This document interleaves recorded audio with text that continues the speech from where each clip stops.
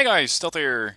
Let's have a World of Warships match, and I gotta say, this one was fantastic for me. It was one of the best matches, if not the best match I have ever played, damage-wise. Now, Tier 7 Saipan, the premium carrier from the US Treaty. If you're not familiar with it, it is a bit of an odd duck. It doesn't carry that many planes, at least not anywhere near the amount that the Ranger and the Hero can get. So I have to be quite specific about what I strike and where I strike. But the planes that I do get come in flights of 3 and only have the tier 9 rating. Which means that while I have less planes, they are in a way superior. They're faster, they have more hit points, but there's only 3 of them. So I gotta be really picky. Now the torpedo bombers are extremely fast. They are, in fact, so fast that you can hit these things, or you can use these things to hit a target, and especially in the first salvo or the first flight, there's usually no response from the enemy aircraft carrier. Your planes are just so fast that there is no response possible. The enemy aircraft carrier is still launching his own birds. So, for this map, I'm going directly for the enemy cap. Directly trying to see what the enemy is up to, and hopefully trying to catch the battleships as they're still spinning up. And that's exactly what's going on. So you can see we got a Königsberg, a Cleveland, and a Warspite over on the left. So with the Cleveland there, that's no good. But there's 3 battleships here. A König, a Fuso, and a Colorado. So, first target is going to be the König. It has the least amount of AA, it's the easiest target at the moment. So, drop going in, 3 torpedoes coming in. You can see that they only drop these 3 in a pretty large spread, but the König sails right into it. He takes 2 torpedoes, and I cause flooding. Now this is usually when I start watching the damage counter. How much damage am I currently doing? And I'm not actually doing any damage. So this König is not actually repairing, or is not actually taking any more flooding damage. That means it repaired. So the next flight of torpedo bombers comes in, waiting to hit the König, and if I can get flooding on this guy, I can ramp up the damage over time. And there it is. 2 torpedoes hit the target, I cause flooding, and actually the third narrowly hit his bow as well. So now I'm already at 37,000 damage, and the match is only a little over 2 minutes old. My bombers are coming back, and actually the first squadron is already back at the carrier. That's how fast these birds are. Moving on with my airplanes. I am trying to intercept the aircraft coming in from the Ranger, and this Ranger is currently using a strike package, so I don't really have to worry about any setup where my fighters can get countered. In the meanwhile, you can see that the damage counter is still ticking, and it's ticking quite fast. There is some flack coming up from the player that I just, nuked. And he is going to continue to flood. I'm currently classed as a hacker by him, and I'm doing everything possibly wrong that I can be doing wrong in this game, apparently. My German isn't that good, but it is good enough to understand that he's probably not saying some very nice things about me. So, planes are back up. Squadron 4, which is my first torpedo bomber squadron, is up. And look at that. 53,694 damage done with 1 torpedo strike, or 2 if you want to make it specific. Next target is a lonely Furitaka, but he's too low, so I'm not actually going to go for him. But there's another ship that's been cut off from the herd, and that's the Colorado. I always try to go for ships that are alone, that are isolated, and that are easy pickings. And the Colorado, while it does have quite good AA, is actually not that well grouped up with any cruisers providing defensive fire. So, torpedo bomber squadron goes in. It's not a very good drop, because he was already in the turn. He does take 1 torpedo, but only 6,000 damage, and he actually managed to murder my entire squadron. So, next flight is already on the way. This number 5 squadron is coming in. Number 5 is again going to go for the Colorado, except this time he's already taken a lot more damage. I'm not sure if he's been put on fire and put that out, but once again, if I can cause flooding damage, that would be amazing. It would really help with my damage potential. He shoots down the other flight of bombers as well, but unfortunately I don't get what I was going for. I don't get the flooding. Do get another 12,000, so I'm up at 70k. My aircraft are still circling. Squadron 2 and 3 are both ready to engage any kind of bombers that might be coming in with the Gneisenau over here. So number 3 is going to go for this dive bomber squadron. And unfortunately I spotted him slightly too late. I was a bit preoccupied with my bombers. And that is something that I have to work on a bit. Because the bombers cycle so fast, and especially on a map that is not that big, like this one, you're going to get so busy with trying to locate your bombers and trying to get them on target that doing accurate strikes or strafing runs with your fighters is a skill that I have yet to master.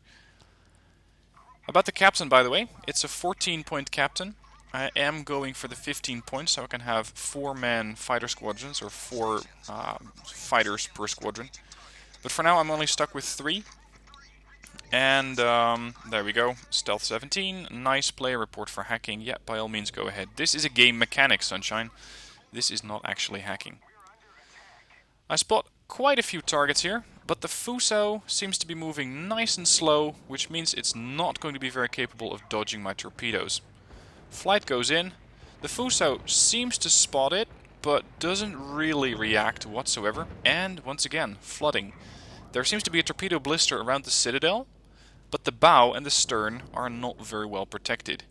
So that would be an interesting target for another flooding strike. Here comes Squad 5. It's already taken quite a bit of AA fire, and therefore is down to 2 birds instead of 3. Torpedoes coming in. Just as a Heinkel HE-51 comes in, I get another torpedo hit, and will it hit the... Yes, there it is. It will hit the bow. Flooding. This guy already repaired his first flooding, and therefore my damage is actually passively going up. I don't need to do any kind of further damage to this ship, or at least not for a while. He's going to be hurting all by himself in the back. Now Flight 2 is already cycled back up. It's currently trying to do a bit of scouting, trying to keep an eye on the battleships over here, and also trying to intercept any planes that are coming from the Ranger carrier. In the meanwhile, Squad 3, which is another fighter squad, is cycling up. It is going to be joining Flight 2 and intercepting any kind of bomber squadron that I might be able to find. There goes the Colorado. The Warspite is, once again, like the other ships, is isolated. And this makes for a very, very easy target. Warspite is quite maneuverable, and that might make it a bit more difficult to actually get a good bombing run on him. But he's not particularly fast, and he is very, very much isolated. Not a single cruiser around. The reason that I am going for the Warspite right now is that he's pushing. I know that I could probably finish off the Fuso with 1, maybe 2 more strikes, but I find the Warspite to be so aggressive that I want to punish him for that. I want to make it so that he's low health. They can finish him off faster, possibly with torpedoes from Königsberg or Ognevoy. So this guy is going to be the next target. Squadron 4 is back up, which is the torpedo bomber squadron. Squad 5 also again airborne. I've already scored 12 torpedo hits with multiple different torpedo attacks. And here we go. Warspite seems to be aware of my bombers, is trying to shoot them down, but he just does not start turning soon enough. When he does start turning, he actually turns into the torpedoes, whereas away from the torpedoes would be better. 21,000 from that strike, high caliber, and I caused flooding. Let's see if he's actually still flooding. He is regaining hit points and does not seem to be losing any, so he is not actually flooding anymore. That means he repaired. So if I can get another flooding hit on him, then once again, passive damage or damage over time. In the meanwhile, and it's not really that interesting, I'm trying to get my aircraft to intercept enemy bombers. I've already shot down 13. And other than that, it's not really that interesting to watch. Another torpedo bomber strike en route, and no flooding, unfortunately, but almost 7,000 damage. Damage counter currently at 155,000. And currently I'm working with the guy in chat. I think that Dirty Six is a German, or at least he understood it, and he was more or less defending me or mocking the other guy for reporting me as a cheater for doing my job. That's something that I don't really understand. If people are going to start crying when they get hit in a way that is completely in agreement with the gameplay mechanics as they're laid out by the developer, then I don't know. What do you expect to do?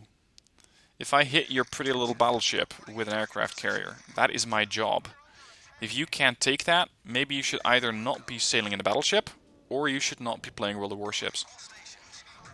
Or maybe your gameplay needs improvements. Maybe you should stick with cruisers. And, okay, I didn't really give him the chance for that, but that would have been an opportunity for him to stay alive. Looking for next targets now. Warspite has been sufficiently harmed and is getting fired at from the Ognivoid that I don't really consider him too much of a threat. So let's go for this Königsberg instead.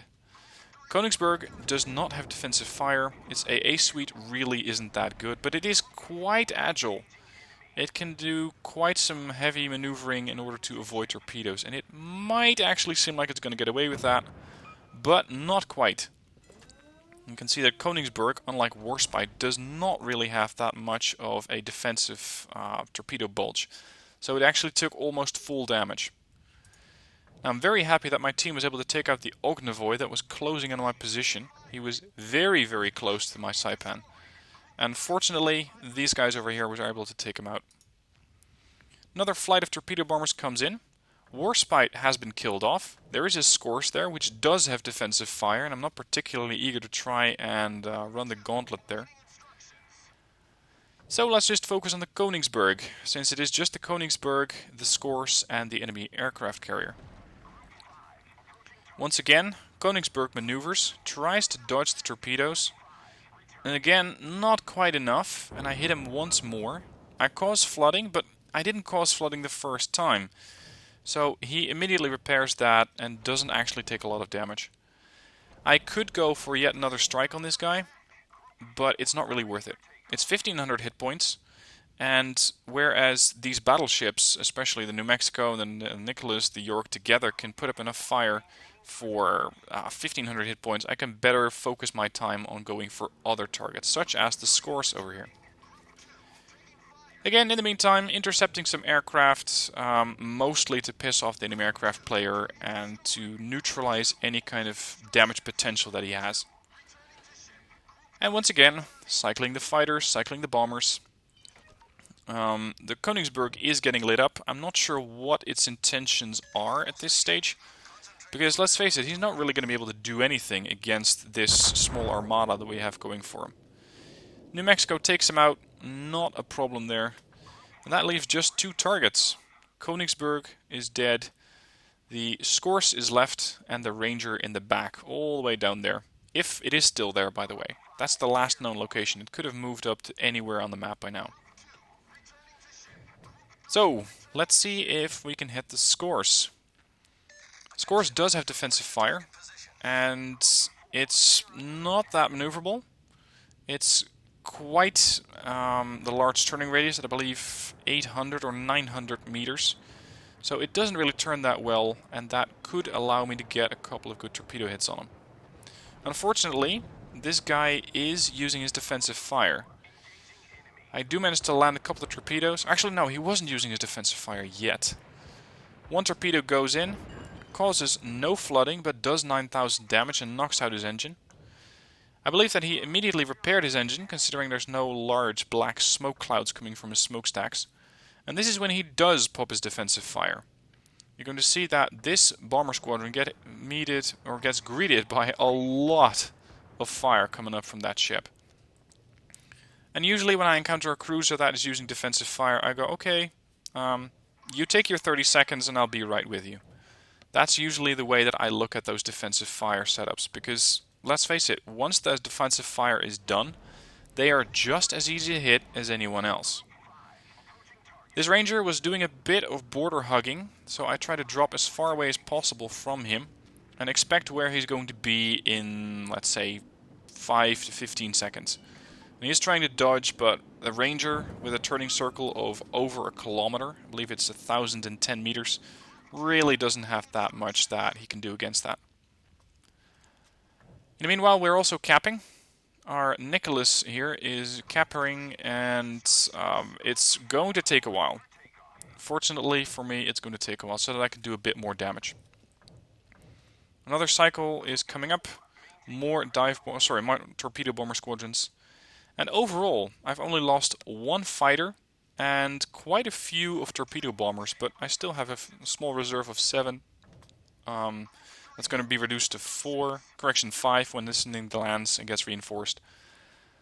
But mainly, I get the damage done. And I get a lot of it done. 190,000 so far. I know for a fact that by now the Scores can no longer have his defensive fire active. And it's now just a matter of time where I'd be best served to hit him. The problem is that he probably sees my planes coming and he's hugging the island so that I cannot do a torp run on him from this end. And that's exactly where my bombers are. So a bit of a misalignment for me. I was hoping he was going to turn the other side. And sometimes you can force ships to turn in the other direction simply by being there with your planes. You can see I'm making a bit of a mock run on him. He doesn't buy it. He's sailing the ship right into my bombers, which is the exact right way to do it. But in doing so, he's opening up his broadside to the New Mexico. So there was no real good answer for him, no real solution that he could go with. Torpedo bombers going in, trying to get a good lock on him. He's not really maneuvering that much. Torpedo bombers coming in. He turns. He's going to dodge presumably 2 torpedoes, but the last one does hit him for another 9k. I was really hoping I could breach the 2,000 or 200,000 damage mark, but just not quite. Our destroyer capped the base, and that ended the match. Unfortunately, as I would have really loved to see 200k plus there.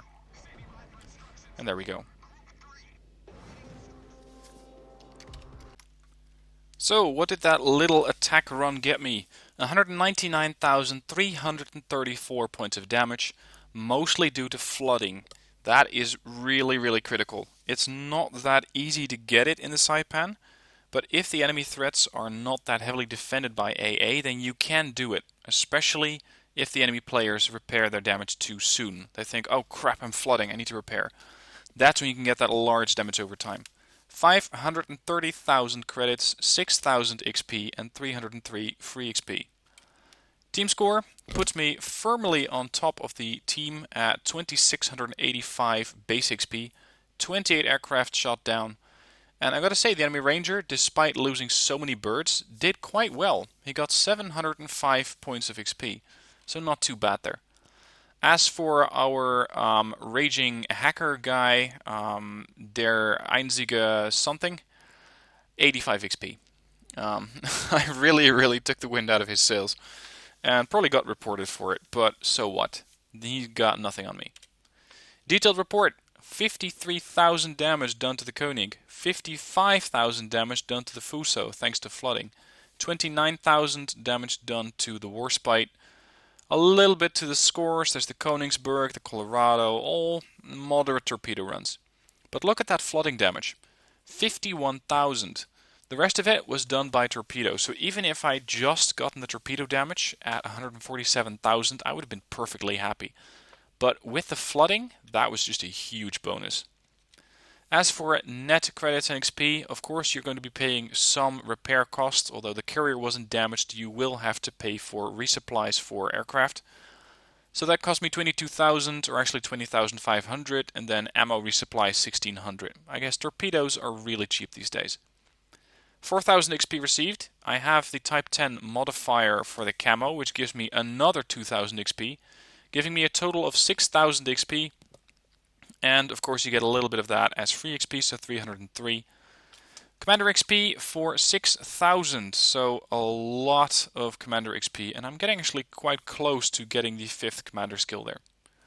So, Saipan, got it yesterday. One of the best matches for me ever as far as damage goes.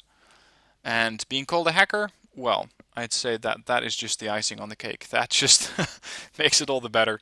If that's the only defense that people have, that I must be hacking. Would I recommend the Saipan? It depends on your playstyle.